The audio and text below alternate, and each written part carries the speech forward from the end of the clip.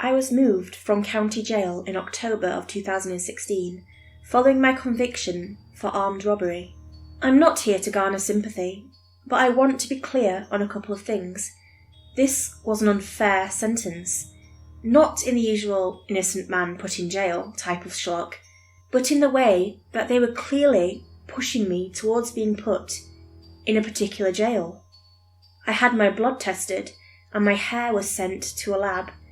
They took pictures of my fingernails. I'd never seen anything like it, but I was basically catatonic. I was in a bad place, wanted it all to just be over. At the time, I didn't think much about the processing.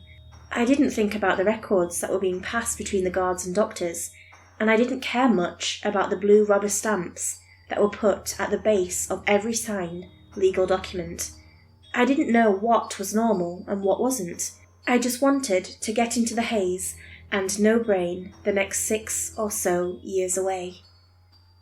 I was put in a cell with Lian Soon, a Chinese-American man. To this day, I don't have the slightest idea what he was in for. Guy looked like your average college kid, but there was just something off about him. He just had this look of complete dissociation, like he was miles away. He never really looked at you. It was as if he looked straight through you. Then again, a lot of inmates get that. I barely managed to talk to him in the first few days. We agreed that I took the top bunk, but that was pretty much all we managed to talk about. We had a straightforward schedule: breakfast and work up until 11, lunch, more work, some yard time, dinner. After that, we either got to our specialised programming time, religious services, NA, anger management, etc., or an extra hour in the yard. Then back in the cell, lights out by 11. In my first few days, I had to go through a lot of orientation.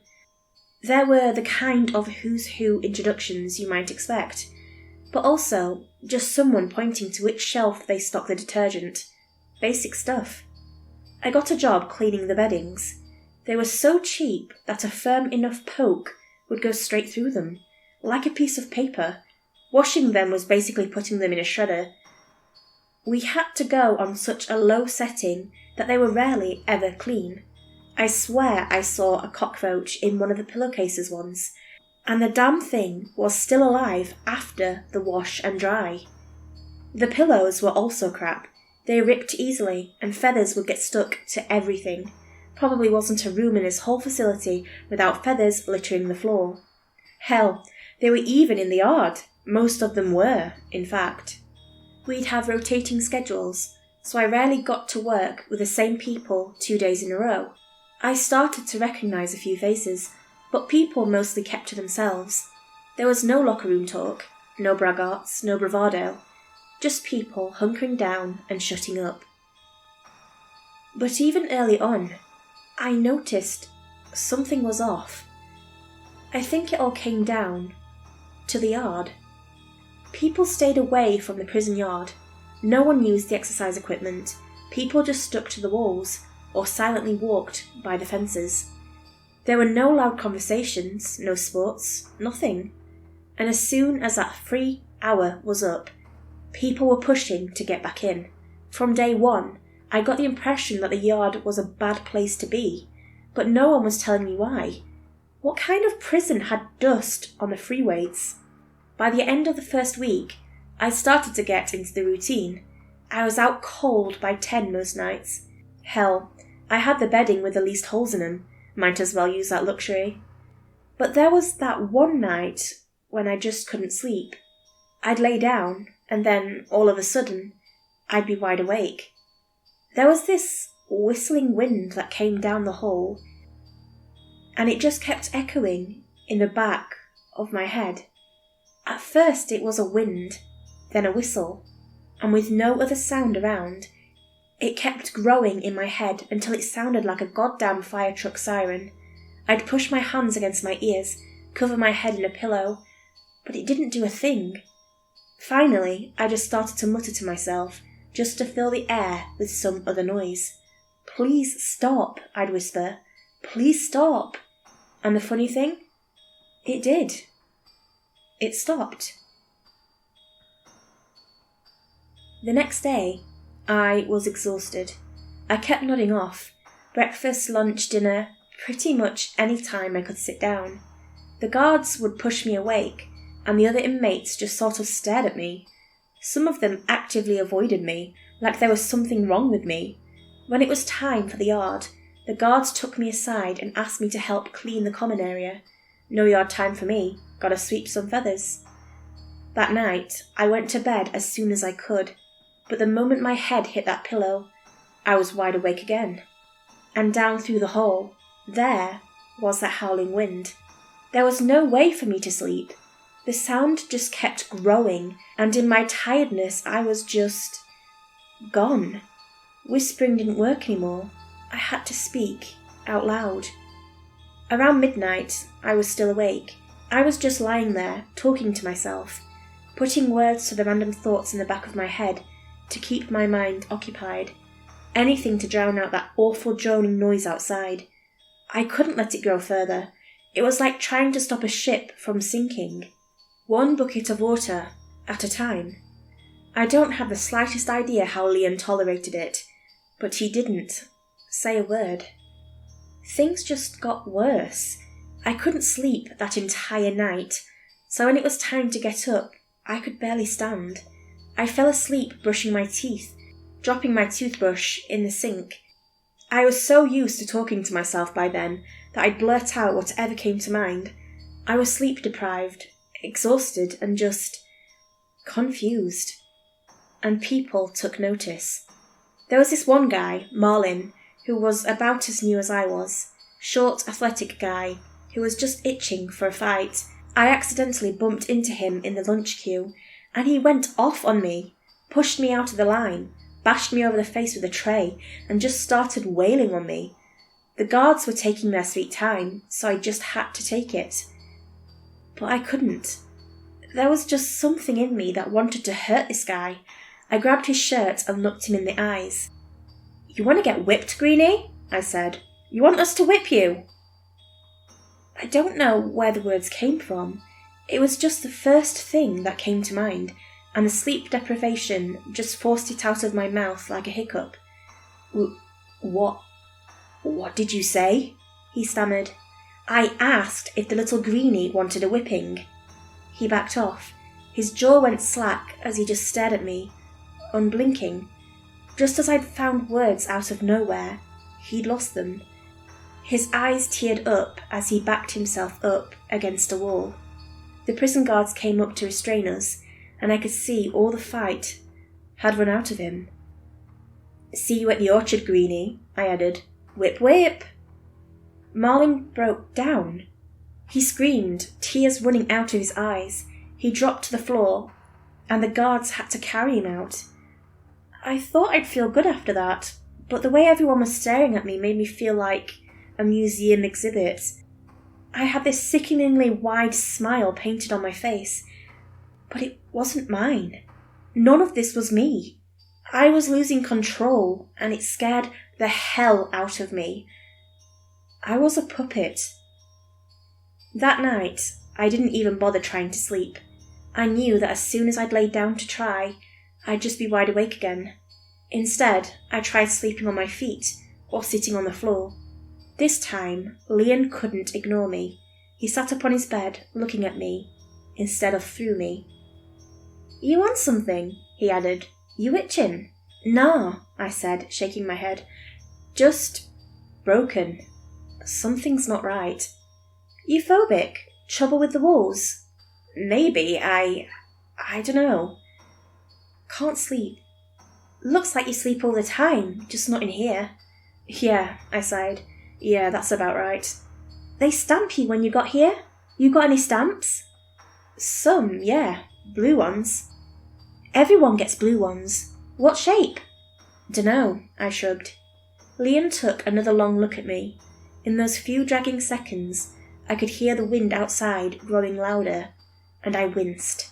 I groaned to drown out the noise, but it was barely working. I might have to scream to keep it together for another night. "They got 2 stamps," he said. "A hand and a sunflower. You sure you don't know which one you got?" "Which did you get?" I asked. "What do they mean?" I got the hand, he said. Most of us did. No idea what it means. But the sunflowers are always a bit... He pointed at me as to make a point. Maladaptive. Private prisons, I chuckled. Bullshit. All of it. Leon leaned back in his bed and closed his eyes. Yeah, he sighed, sorting us into flowers and hands like a goddamn daycare. Probably got a woodchuck and dolphin stamp too. Leon was out like a light, but as expected, I couldn't sleep. I paced back and forth, screamed into a pillow, and tried massaging my ears. The scratching noise sort of helped, but I still found myself restless. Finally, I got out of bed and pressed my head against the door. Maybe if I let the wind howl, it will take pity on me. Maybe it would get to a point where it'd either kill me or stop. I didn't care which, as long as something happened. But the strangest thing came to me. As I pressed my head against the door, the sound became clearer. The wind softened to a whistle, and then a gentle hum. The more I tried to lean into it, to listen, the more beautiful it became. Right there, leaning against the door, I had the best sleep of my entire life. The next morning, Leon pulled me up as the guards did their rounds. I slept all through the night, and I felt amazing. But even then and there, at my best, I could hear a little piercing sound. That wind, that whisper, was still in the back of my mind, even now during daytime. But all I had to do was lean into it, to listen, and a wave of calm would crash over me. It worried me how easy it was. You got through it? Leon asked. I'm getting there. I wasn't paying much attention during breakfast. I was zoned out, listening to what had turned into a melody. Something was speaking to me, but not through words, through emotions and sensation. So it wasn't a word that warned me about Marlin creeping up on me with a sharpened toothbrush. It wasn't the guards or the other inmates. No. It was something in the back of my mind screaming at me to hurt him. So I did. All I heard was laughter. There was this alien joy springing up in my chest, forcing me to my feet. I remember turning around and the world looking different. I felt 4 feet taller. I was looking into Marlin's eyes, but I didn't see him. I saw a teenage kid running through an orchard, hunted by his older brothers who wanted to beat him with a tire iron. Whip, whip. When I came to, I was still laughing. It wasn't my own laugh, and neither was the joy. The howling wind was finally quiet, but I felt like a stranger in my own body. I couldn't feel my limbs, and it took me seconds just to orient myself, to remember my fingers, my feet, my eyes. Marlin was bleeding on the floor from a dozen wounds. Deep bruising, broken bones. Possibly brain damage from repeated hits to the side of the head. Involuntary twitching, like a fish out of water. His mouth opening and closing. Like me, he just couldn't find the words. It looked like I'd beaten him with a goddamn tire iron. I was taken back to my cell without a word, paraded through the halls like a prize. I could feel the other inmates staring at me, trying to figure me out. As soon as I looked their way, I saw them recoil. I don't know what the hell they'd seen, but they were looking at me like a goddamn monster. I was locked in my cell for hours. No one was allowed in, and all the while I kept hearing something in the back of my head, singing to me, asking me to listen just a little closer. And as soon as I resisted, that noise turned to pain. Within minutes, I was pacing the cell, spewing whatever nonsense came flooding through my mind. Nonsense about everything and everyone, just noise. When the guards finally opened the door, I turned to them without skipping a beat. They had their tasers ready. Deb doesn't know if Eddie is really your son, I rambled. You think he was premature, but she had that time with Irvin at her job the month before. She thinks about telling you. She thinks that might just be the push you need to finally divorce. A taser to the neck, and I didn't even feel it. As I dropped to the floor in a spasm, my body was screaming with laughter. He had her on the copier. She didn't even think about you. She hoped to see him there again the next week.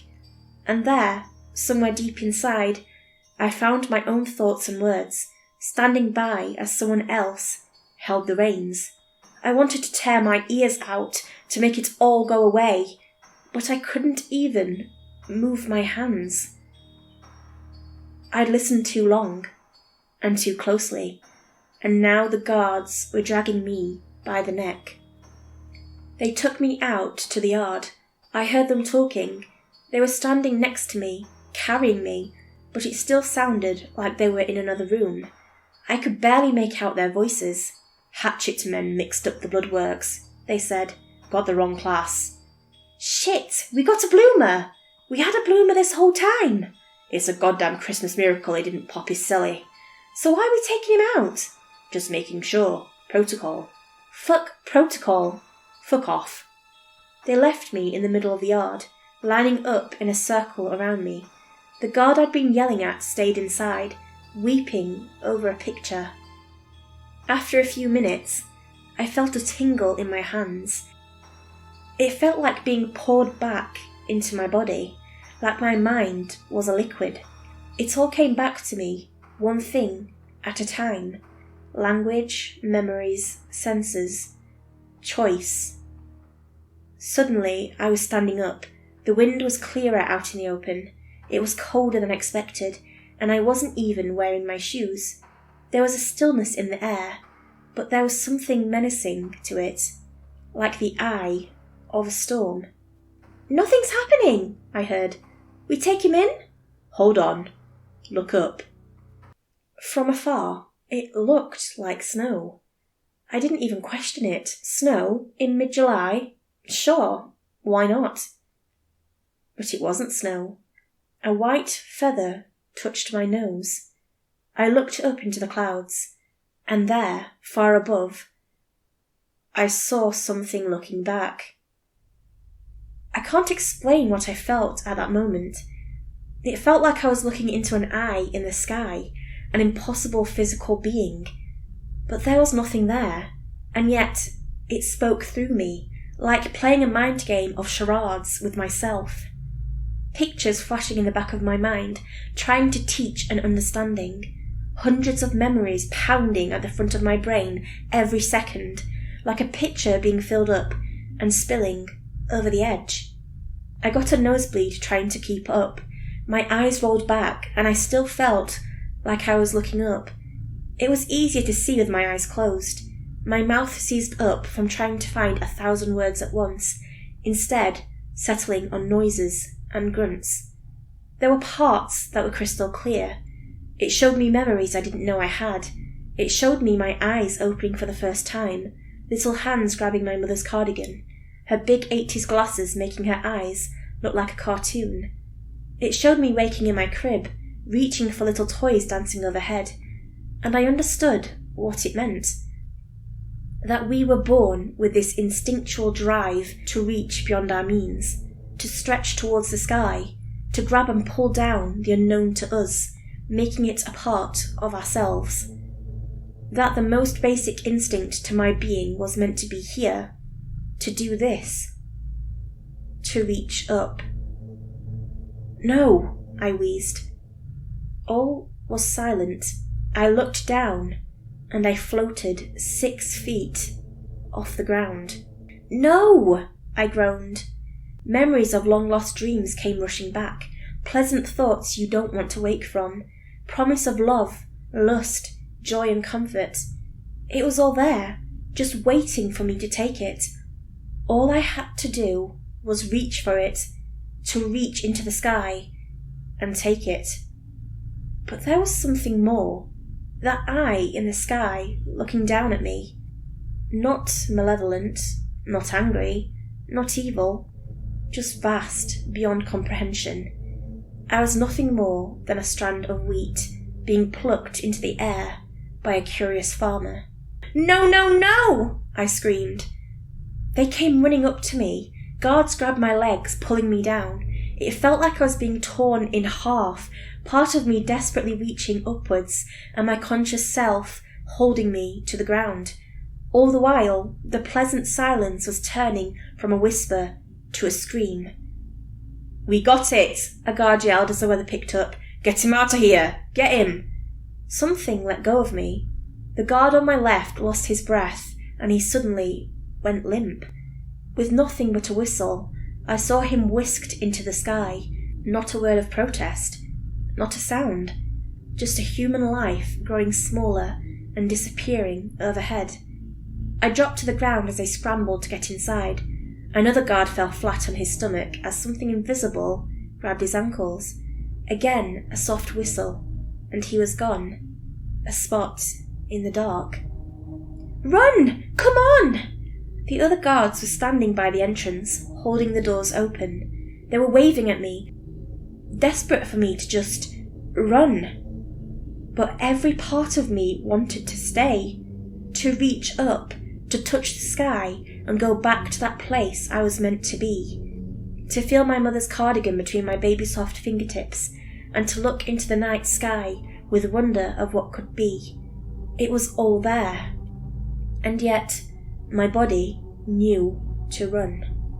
The moment I got inside, I heard thumping, chunks of meat sprayed across the yard, fragments of bone getting stuck in the barbed wire, fabric torn into shreds. Whatever was up there was happy now, and the howling wind was silent. We all just stood there. I could barely breathe. I'd been so close to surrendering, to give in to it. Whatever was up there had no intention of caring for me. There was no love, no joy, no comfort. All it could promise me was a swift death at best, or the life of a sleepless puppet. But for a moment, we all just stood there. We weren't inmate and prison guards. In that moment, we were just people, trying to understand ourselves. I got processed the next day. They double-checked my blood. Turns out they'd contaminated my result. Sloppy work from the esteemed people at Hatchet Biotechnica. This time, I saw them clearly stamp my papers, blue ink in the shape of a little sunflower. I was taken out of state. They said it was a matter of security on account of getting in fights with Marlin. Apparently he'd broken both legs and his shoulder. Still, I knew better. This wasn't a matter of security. This was about fixing a grave mistake. This prison had a purpose, but I wasn't part of it.